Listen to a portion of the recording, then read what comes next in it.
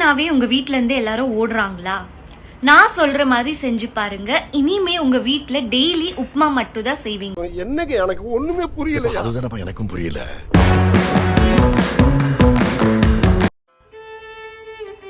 கடாயில் கொஞ்சமாக எண்ணெய் விட்டுக்கிறேன். இது கூட தேவையான அளவு ரவை சேர்த்து நல்லா ரோஸ்ட் பண்ணிக்கலாம். அது கொஞ்சம் மாநிறமாக ரோஸ்ட் ஆன அப்புறம் எடுத்து இதை சைடில் வச்சுக்கலாம். இப்போ பார்த்தீங்கன்னா நல்லா ரோஸ்ட் ஆகிடுச்சு. தீய விட வேண்டாம். இப்போ அதே கடாயில் கொஞ்சமாக எண்ணெய் விட்டுக்கலாம். அது கூட கடுகு, உளுத்தம் பருப்பு, கடலைப்பருப்பு, சீரகம் சேர்த்துக்கலாம்.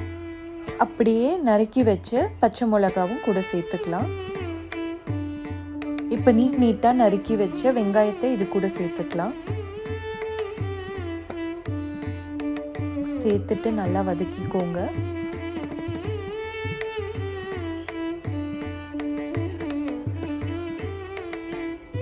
இப்போ பார்த்தீங்கன்னா அது நல்லா கண்ணாடி பதத்துக்கு வந்துருச்சு. இந்த அளவுக்கு நல்லா வதக்கிக்கோங்க. இது கூடவே நான் இப்போது காய்கறியை சேர்க்க போகிறேன். நான் இதில் கேரட், பட்டாணி, பீன்ஸ் எடுத்திருக்கேன். இதெல்லாமே ஒன்றா சேர்ந்து நம்ம நல்லா வதக்கிக்கலாம்.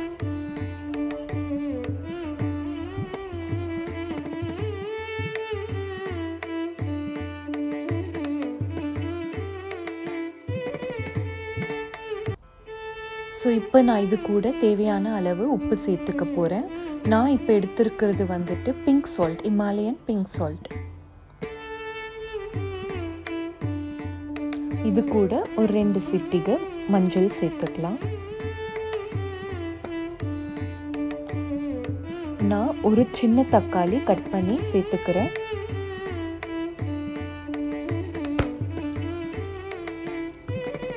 இது கூட சாம்பார் பொடி ஒரு 2 ஸ்பூன் சேர்த்துக்கிறேன். இது காஷ்மீரி சில்லி பவுடர், கலருக்காக மட்டும்தான். தேவை இருந்தால் சேர்த்துக்கலாம், இல்லைன்னா இந்த ஸ்டெப்பை ஸ்கிப் பண்ணிக்கோங்க. இப்போ நான் தேவையான அளவு தண்ணி ஊற்றிக்கிறேன். நான் 1 கப்பு ரவைக்கு 2 கப் தண்ணி எடுத்திருக்கேன். உங்களுக்கு எந்த மாதிரி கன்சிஸ்டன்சி தேவையோ அந்த அளவுக்கு தண்ணி எடுத்துக்கோங்க. இது ஒரு பக்கமாக பாயில் ஆகட்டும். இது கூட சைட் டிஷ்ஷாக தேங்காய் சட்னி அரைச்சிக்கலாம்.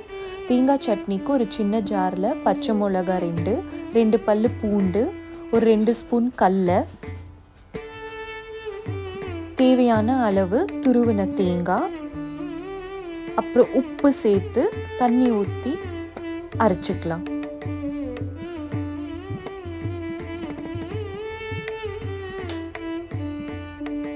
தாளிப்புக்கு கடுகு, சீரகம், கறிவேப்பிலை போட்டு தாளிச்சுக்கலாம். நம்ம சட்னி ரெடி ஆயிடுச்சு. இப்போ பார்த்தீங்கன்னா நல்லா கொதி வந்திருக்கு.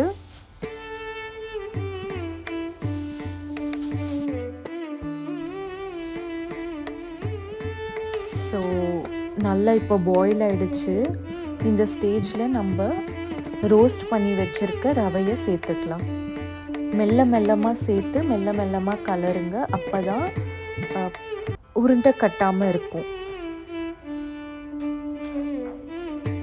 கொஞ்சம் ஸ்லோவில் வச்சு நல்லா மிக்ஸ் பண்ணிக்கோங்க.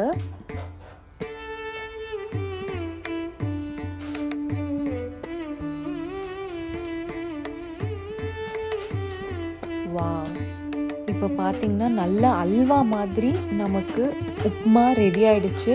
இந்த மாதிரி வீட்டில் செஞ்சு கொடுத்தீங்கன்னா சின்ன பசங்க கூட ரொம்ப விரும்பி சாப்பிடுவாங்க. லாஸ்டில் கொஞ்சமாக 2 ஸ்பூன் நெய் விட்டு கட் பண்ணி வச்சுருக்கிற கொத்தமல்லியை சேர்த்துக்கலாம். அவ்வளோதான் கைஸ், நம்மளோட அருமையான மசாலா உப்புமா ரெடி. நீங்களும் இதே மாதிரி வீட்டில் செஞ்சுட்டு எப்படி இருக்குன்னுட்டு கமெண்ட் பண்ணுங்கள். வீடியோ பிடிச்சிருந்தா லைக் பண்ணுங்கள், கமெண்ட் பண்ணுங்கள், ஷேர் பண்ணுங்கள். டாடா, பாய்.